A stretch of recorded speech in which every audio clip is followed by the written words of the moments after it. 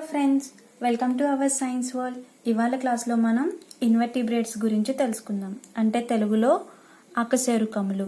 And last క్లాస్లో మనం ఈ ఇన్వర్టిబ్రేట్స్ అనే పదం గురించి డిస్కస్ చేసుకున్నాం. ఇందులోని క్లాసిఫికేషన్ ఆఫ్ యానిమల్స్లో జంతువుల వర్గీకరణలో ఇన్వర్టిబ్రేట్స్ అనేటటువంటి పదాన్ని మనం విన్నాం.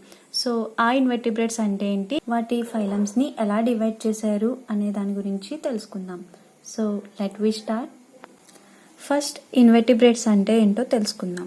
The organisms are does not having a spinal cord or without a backbone is called invertebrates. So అంటే అకశేరుకాలు అంటే వితౌట్ ఏ బ్యాక్ బోన్ అంటే వెన్నుముక్క లేనటువంటి జీవుల్ని మనం ఇన్వర్టిబ్రేట్స్ అని చెప్తాము. The organisms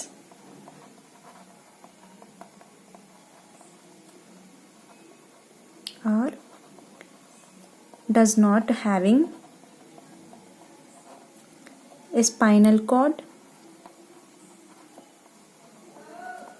or a backbone. వీటన్నిటికి కూడా కొన్ని ఎగ్జాంపుల్గా మనకి తెలిసినవి చెప్పుకుందాం. స్పాంజెస్, ప్రోటోజోవా, అమీబా, యూగ్లీనా, ఇంకా బాగా తెలిసిన మనం రొటీన్గా చూసేటటువంటి ఆర్గానిజమ్స్ అయితే ఎర్త్వార్మ్స్, వానపాములు, ఇంకా క్రాబ్స్, పీతలు, అండ్ ఆల్సో ప్రాన్స్ కూడా, రొయ్యల్ని కూడా మనం ఇన్వర్టిబ్రేట్స్కి ఎగ్జాంపుల్గా చెప్పుకోవచ్చు. అండ్ బెస్ట్ ఎగ్జాంపుల్గా మనం కాక్రోచ్ని కూడా ఎగ్జాంపుల్ తీసుకోవచ్చు. సో ఇవి ఇన్వర్టిబ్రేట్స్. అంటే వీటికి బ్యాక్ బోన్ అనేది ఆబ్సెంట్ అయి ఉంటుంది, స్పైనల్ కార్డ్ అనేది ఉండదు, వెన్నుముక్క అనేది లేదు. కాబట్టే వీటిని మనం అకశేరుకాలు లేదా ఇన్వర్టిబ్రేట్స్ అని పిలుస్తాం. ఈ అకశేరుకాల యొక్క బాడీ అంతా కూడా అంటే సిమెట్రీ చూసినట్లయితే అంటే సౌష్ఠవం తెలుగులో, ఈ సిమెట్రికల్ నేచర్ అనేది రేడియల్ సిమెట్రీగా ఉంటుంది లేదా బై రేడియల్లో కూడా ఉంటుంది. రేడియల్ సిమెట్రీగాను బైరేడియల్ సిమెట్రీగాను అంటే వలయ సౌష్ఠవము, ద్విపార్శ్వ సౌష్ఠవము, ఈ రెండు రకాల సౌష్ఠవాలని కలిగి ఉంటాయి. ఇందులో రేడియల్ సిమెట్రీ అంటే ఏదైనా మనం ఆర్గానిజంని తీసుకున్నప్పుడు దానిని ఎటువైపు నుంచి కట్ చేసినా సరే కొన్ని సమాన భాగాలు అనేవి ఏర్పడతాయి. దానినే రేడియల్ సిమెట్రీ, వలయ సౌష్ఠవం అని చెప్తాం. అదే బైరేడియల్ సిమెట్రీ అయితే మనం ఏదైనా ఆర్గానిజంని తీసుకున్నప్పుడు దానిని 2 ఈక్వల్ హాల్వ్స్గా చేస్తాయి. అంటే 2 సమాన భాగాలుగా చేసినట్లయితే దానిని బైరేడియల్ సిమెట్రీ అంటాం. అంటే ద్విపార్శ్వ సౌష్ఠవము అని అర్థం అన్నమాట. అండ్ వీటి యొక్క జెర్మ్ లేయర్స్ చూసినట్లయితే అంటే త్వచాలను చూసినట్లయితే కొన్ని డైప్లోబ్లాస్టిక్గా ఉంటాయి. అండ్ కొన్ని ఆర్గానిజమ్స్కి అయితే ట్రైప్లోబ్లాస్టిక్ లేయర్స్ అనేవి ఉంటాయి. అంటే తెలుగులో ద్విస్తరిత జీవులు, త్రిస్తరిత జీవులు. అంటే ద్విస్తరిత జీవుల్లో ద్విస్తరిత జీవులు, త్రిస్తరిత జీవులు. ఇందులో డైప్లోబ్లాస్టిక్ ఆర్గానిజమ్స్కి అయితే 2 లేయర్స్ ఉంటాయి, endoderm, ectoderm, బాహ్యత్వచము, అంత్యత్వచము.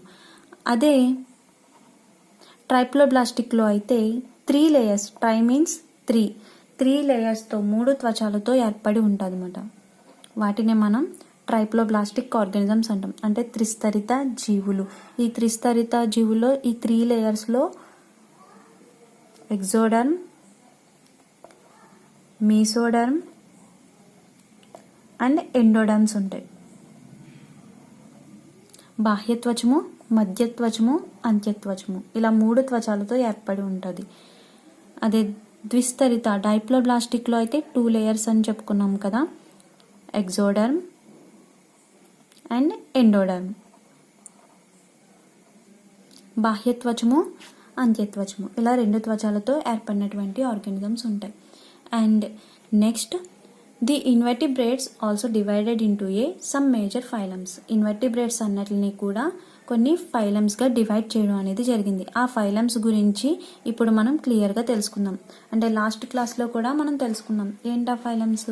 Protozoa, porifera, coelenterata, platyhelminthes, nemathelminthes, annelida, arthropoda, mollusca, echinodermata, hemichordata. So వీటి గురించి ఇప్పుడు అంటే ఇన్వర్టిబ్రేట్స్లో ఉన్నటువంటి ఈ ఫైలమ్స్ గురించి మనం క్లియర్గా ఎక్స్ప్లెయిన్ చేసుకుందాం.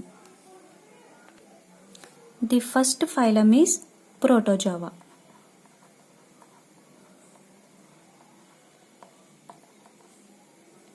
సో ప్రోటోజోవా ఫైలం గురించి తెలుసుకుందాం. ఈ ప్రోటోజోవా ఆర్గానిజమ్స్ అన్నీ కూడా సింగిల్ సెల్ ఆర్గానిజమ్స్.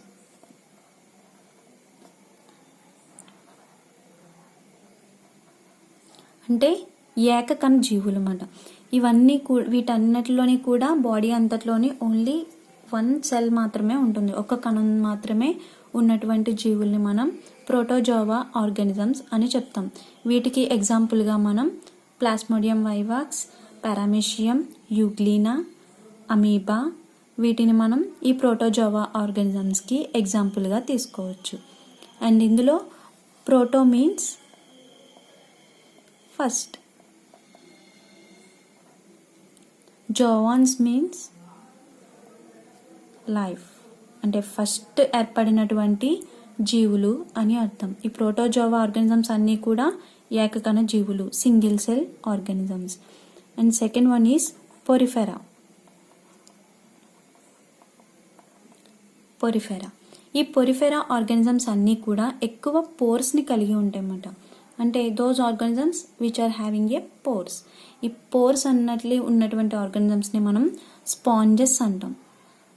ఈ స్పాంజెస్ అన్నీ కూడా ఒక సెల్యులర్ గ్రేడ్ ఆర్గానిజమ్స్, అంటే బహుకణ జీవులు.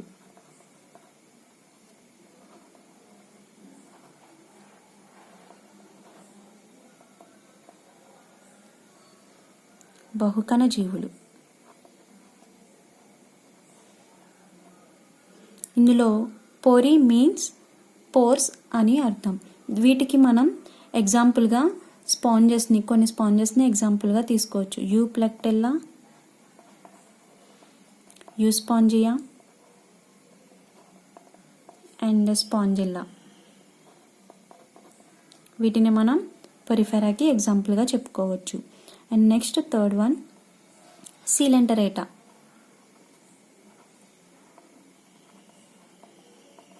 సీలెంటరేటా. ఆర్గానిజమ్స్. సీలోమ్ మీన్స్ కుహరం, అంటే హ్యావింగ్ ఏ సీలోమ్ ఉన్నటువంటి ఆర్గానిజమ్స్ అన్నిటిని కూడా, కుహరాలు ఉన్నటువంటి ఆర్గానిజమ్స్ అన్నిటిని కూడా సీలెంటరేటా ఆర్గానిజమ్స్ అని చెప్తాము. ఈ సీలెంటరేటా ఆర్గానిజమ్స్ అన్నిటిలోని మనకి ఎగ్జాంపుల్ ఏంటంటే ఒబీలియా అండ్ సైకాన్.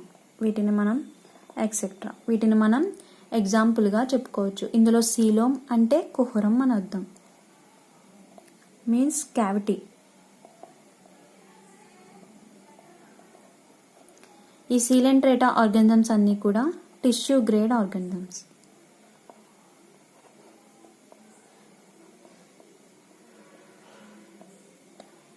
అదే పొరిఫెరా ఆర్గానిజమ్స్ అయితే cellular grade organisms, coelenterata organisms అయితే tissue grade organisms. And next fourth one is ప్లాటీహెల్మింథిస్.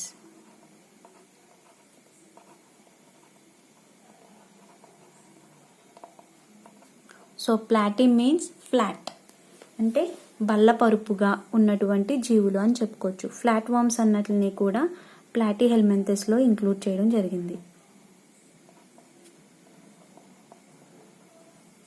అంటే బల్లపరుపుగా ఉన్నటువంటి జీవులు.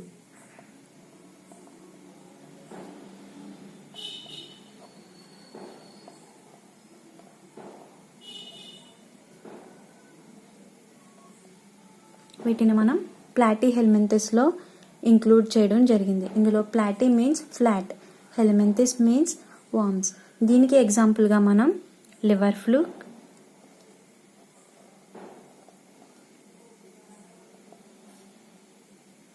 దీన్నే మనం ఫ్యాషియోలా హెపాటికా అని కూడా చెప్తాం.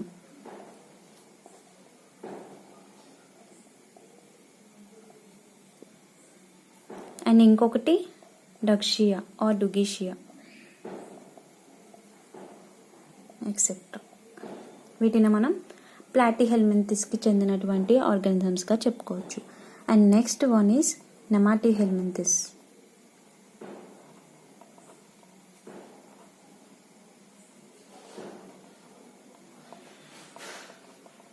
నెమాటీ హెల్మింథిస్.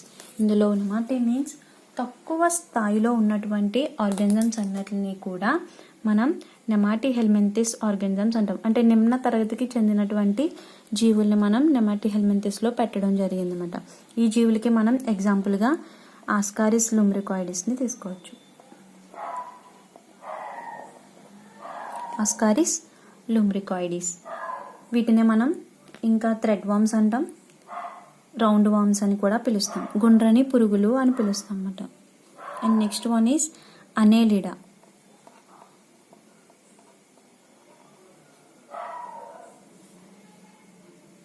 అనేలిడా ఆర్గానిజమ్స్ అన్నీ కూడా కొన్ని సెగ్మెంటెడ్గా ఉంటాయి. సెగ్మెంటెడ్ ఆర్గానిజమ్స్ని annelida means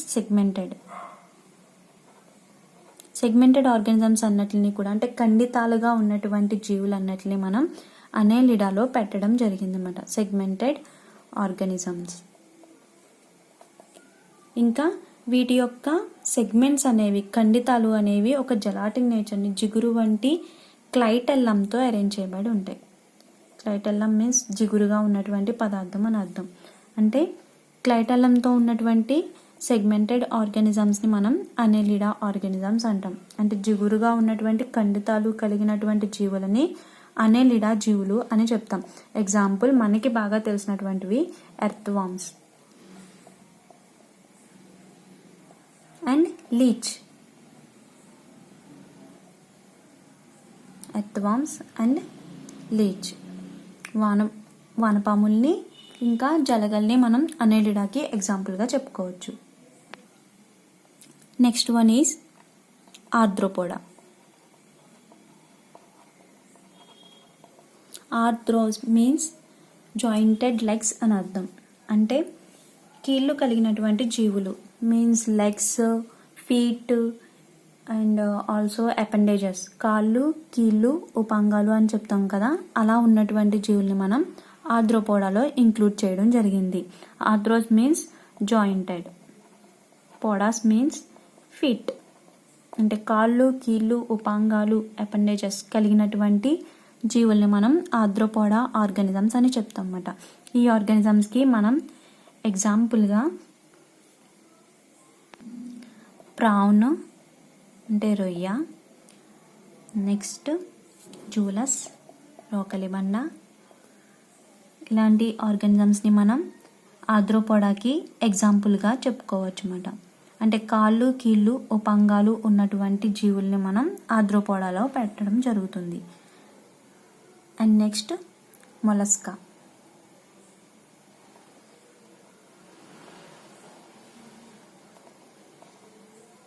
next mollusca organisms అంటే షెల్, కర్పర ఉన్నటువంటి ఒక స్ట్రాంగ్ షెల్ ఉన్నటువంటి ఆర్గానిజమ్స్ అన్నిటిని కూడా మనం మొలస్కాలో పెట్టడం జరిగింది.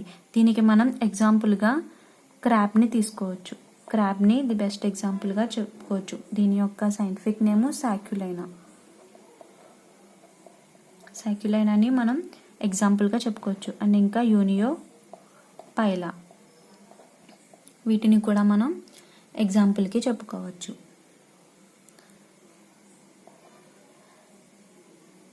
నెక్స్ట్ ఎఖైనోడర్మటా.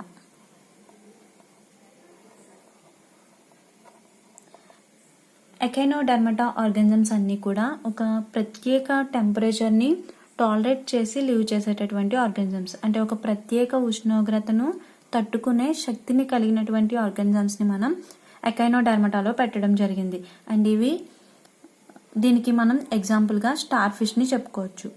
ఈ స్టార్ ఫిష్ అనేది మొత్తం 5 షోల్డర్స్తో ఉంటుంది, 5 భుజాలతో అరేంజ్ చేయబడి ఉంటుంది. అండ్ ఇది క్లియర్గా తెలిసిపోతుంది. దీనిని మనం రేడియల్ సిమెట్రీగా తీసుకోవచ్చు. అంటే వలయ సౌష్ఠవంలోకి వచ్చేటటువంటి జీవులుగా ఎఖైనోడర్మటా జీవుల్ని ఇంక్లూడ్ చేయొచ్చు. And next Hemichordata.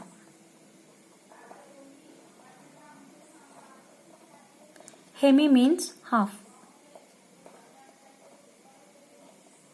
హెమి means half and Chordata means back bone. అంటే హాఫ్ బ్యాక్ బోన్ ఉన్నటువంటి ఆర్గానిజమ్స్ని హెమికార్డేటాలో ఇంక్లూడ్ చేయడం జరిగింది. దీనికి మనం ఎగ్జాంపుల్గా బెలనోగ్లాసెస్ని తీసుకోవచ్చు. Example బెలనోగ్లాసెస్.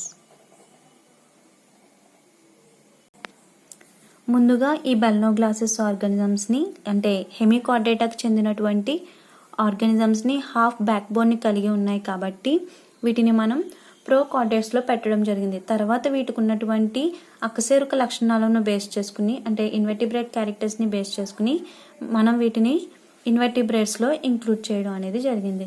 So this is the total phylums in ఇన్వెర్టిబ్రేట్స్.